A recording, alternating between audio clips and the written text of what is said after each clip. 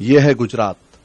یہاں امن و سکون تھا، شانتی تھی اور لوگ بہت ہی شانتی کے ساتھ یہاں پر جی رہے تھے. لیکن اس امن و سکون کو سنگھ پریوار نے اپنے ناپاک عزائم سے یہاں کے سکون کو غارت کر دیا اور یہاں کی زندگیوں کے اندر زہر بھر دیا. اور یہ گجرات جو کہ آج پرامن نظر آ رہا ہے، اس کے بعد یہی گجرات فسادات کی آگ اور شعلوں کی لپٹوں کے اندر جلنے لگا. اس کے لیے سنگھ پریوار نے پورے ہندوستان کے اندر ایک خاص ماحول بنایا.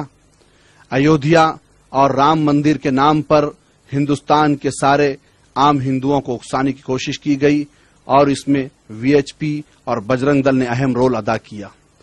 پورے ہندوستان سے وی ایچ پی اور بجرنگ دل نے ماحول بنا کر لوگوں کو، کار سیوکوں کو تیار کیا کہ وہ رام مندر کے نرمان کے لیے ایودھیا چلیں، اور کار سیوک جوگ در جوگ ایودھیا کی طرف روانہ ہونے لگے. اور اس کے بعد وہ وقت آیا کہ کار سیوک ایودھیا سے سابرمتی ایکسپریس کے ذریعے لوٹنے لگے اور 27 فروری کو یہ Sabarmati express Godhra railway station پر پہنچی. اور گودھرا ریلوے اسٹیشن پر پہنچنے کے بعد وہ حادثہ پیش آیا جس کی خبریں آپ حضرات تک پہنچ چکی ہیں. یہیں پر کار سیوکوں نے اتر کر جو ہنگامہ کیا اور یہاں پر جو واقعہ پیش آیا اور جس خاتون کے ساتھ ان کار سیوکوں نے زیادتی کرنے کی کوشش کی، اس کا نام صوفیہ ہے. آئیے ان سے پوچھتے ہیں کہ کیا ہوا 27 تاریخ کو. کیا ہوا تھا 27 تاریخ کو، ذرا آپ بتائیے ہم کو. ہاں، ہم بروڈا جانے کے لیے گاڑی پہ بیٹھے تھے. جب گاڑی میں سے اتر کے ان لوگ نے مارا ماری کری. کوئی آدمی تھا، اسے کون لوگوں نے مارا ماری کی؟ وہ کار سیوک والے تھے جو ان کے پاس بھورا بلا لگا ہوا تھا اور ٹوپا پہنا ہوا تھا، اسے نارنگی کلر کا کپڑا ڈالا تھا. ایودھیا سے جو لوگ آ رہے تھے، ایودھیا سے سابرمتی ایکسپریس سے ماٹ کی میمو میں بروڈا جانے کے وہاں بیٹھے تھے. ایسے اٹھ کے ان لوگ نے وہ آدمی کو مارا تو ہم جلے، ایسے موڑ ڈال دیا تھا. موڑ ڈالنے کے بعد بوم پاڑی نے تو ہم کو چھوڑ کے اسے لے کے جاتے تھے تو ہم نے ہاتھ چھڑا کے اپنے واپس آنے کی کوشش کری. آپ کا منہ دبا کے پکڑ لیا تھا، پھر آپ نے چلایا تو میں باہر آنے کی سائڈ پہ نکلی. اچھا، پھر اسٹیشن پہ وہ رکشا والے باہر سے پیسنجر لینے آ رہے تھے تو ان کو ایک پاؤں سے ڈال کے گرا دیا. پھر اس کو پیچھے سے پکڑ کے مارنے لگے. رکشا والا مسلمان تھا؟ ہاں، مسلمان تھا. گودھرا ریلوے اسٹیشن پر کار سیوکوں نے جو دھم مچایا، جو شرنگیزی کی، اس نے اسٹیشن پر جمع لوگوں کو دہلا دیا، مشتعل کر دیا. اس شرپسندی نے لوگوں میں غصے کی لہر دوڑا دی اور پھر سابرمتی ایکسپریس پھونک دی گئی.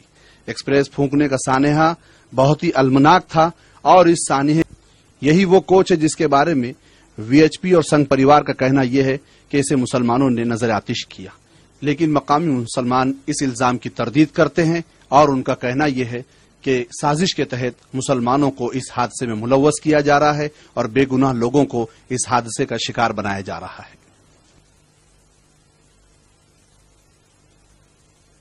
جنہوں نے یہ کام کیا ہے ہندوستان کی تعزیات میں، آپ انہیں جو سزا دینا چاہے اب دے دیجیے، گرفتار کریں.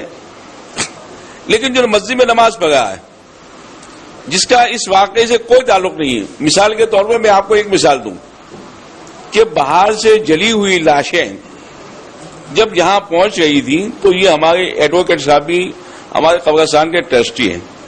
ایک ہمارے حاجی انور حسین پیتل نام ہے، وہ بھی ٹرسٹی ہیں اور وہ زیادہ مہنگے کہ وہ 24 گھنٹے آ گئے تھے. ہم نے ان کو حکم دیا کہ دیکھو آپ کو 24 گھنٹے قبرستان میں رہنا ہے.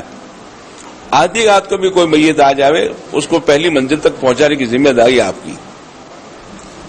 تو انہوں نے اپنی ذمہ داری نبھا دی. وہ قبرستان کی مسجد میں بیٹھ کے قبرستان کا دروازہ کھول کر پولیس آئی، ان کو لے گئی اور لینے کے بعد ان پر ریل کا مقدمہ دائر کر دیا. ان کی عمر تقریباً 58-60 سال کی عمر ہے اور ریل کے واقعے میں ان کو جکڑ لیا. یہ کوچ سے نکلی ہوئی لاشیں، ان آرتیوں کو بہانہ بنا کر وشو ہندو پریشد نے گجرات کے ماحول کو گرم کرنے کی کوشش کی اور اقلیتوں سے انتقام کی پکار لگائی. پورے گجرات کے بند کا، بھارت بند کا بلکہ اعلان کیا گیا اور آرتیوں کو گلی گلی گھما کر عام لوگوں کے جذبات کو بھڑکایا گیا اقلیتوں کے خلاف. گودھرا کا یہ واقعہ ہونے کے بعد ترنت یہ بات پھیلا دی جاتی ہے کہ یہ جو واقعہ پیش آیا ہے اس میں مسلمان ملوث ہیں اور یہ ISI کی ایک پوری یعنی سازش ہے. اب اس کے بعد 27 تاریخ کی شام سے ہی یہ اعلان کر دیا جاتا ہے کہ 28 تاریخ کو گجرات بند رکھا جائے گا. وشو ہندو پریشد نے اعلان دیا اور اسی کے ساتھ گجرات گورنمنٹ بھی اس میں انوالو ہو گئی. آج سے تقریباً 1 سال سے یہاں پر یہ وشو ہندو پریشد کے اور بجرنگ دل کے بڑے بڑے پروگرام ہوتے رہے. کھلے عام تلواروں کو اور ترشول کو لوگوں کو یعنی اس کی دیکشا دی گئی, لوگوں کو دیا گیا. دیکشا سماروہ کے نام پر یہ پروگرام ہوتے رہے اور اسی طرح سے 1 سال سے یعنی ایک ماحول ایسا کریٹ کیا گیا. اور یہ سے سارے ہتھیار جو عام طور پر میں یا آپ اگر ہمارے پاس مل جائیں تو ہم پر یعنی کوئی قانونی کارروائی ہو سکتی ہے, ایسے ہتھیاروں کو کھلے عام لوگوں میں تقسیم کیا گیا.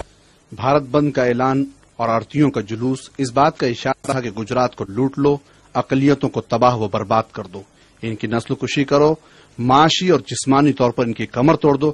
یہی ہوا اور ظلم و بربریت کا جو ننگا ناچ ناچا گیا, یہ تصویریں اس کا جیتا جاگتا ثبوت ہے.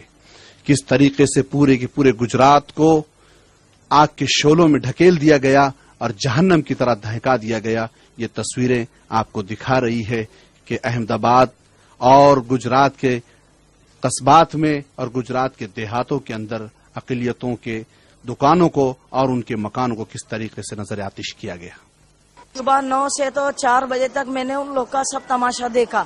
تو میں نے نیچے جا کے ایک پڑوس والی کے گھر میں سے 50 فون کیے کہ بھائی فائر بریگیڈ کو اور وہ جو بھاجپ کی کاریہ کرتا ہے وہ کون سے مایا بین اس کو, تو بولے ہم کو کوئی وہ نہیں ہے تم کو بچانے کا, تمہارا مرنے کا ٹائم آیا. اور پولیس کو کتنے فون کیے, فائر بریگیڈ کو کیا کہ بھائی یہاں قتل عام ہو رہا ہے. ایسا ہندوستان میں کون سا کس کا راون کا راج ہے یا کس کا ہے یا واجپئی کا ہے یا بھاجپ کا ہے, یہ ایسا تو جانور کو بھی نہیں مارتا ہے. تو بولے نہیں یہاں کوئی گاڑی نہیں ہے, کوئی مدد نہیں ہے. احمد آباد کی 2 مسلم بستیاں انصار نگر اور نرورا پاٹیا کی تصاویر آپ دیکھ رہے ہیں. یہ دونوں بستیوں کو مکمل طریقے سے تباہ و برباد کر دیا گیا, دکانیں نظر آتش کر دی گئیں, مسجد کو جلا دیا گیا اور یہاں کے مکینوں کو قتل کیا گیا, ان کی لوٹی گئی, نوجوانوں کو قتل کیا گیا اور یہاں کے بستی پر ہجوم 10,000 اور 12,000 کے ہجوم نے حملہ کیا.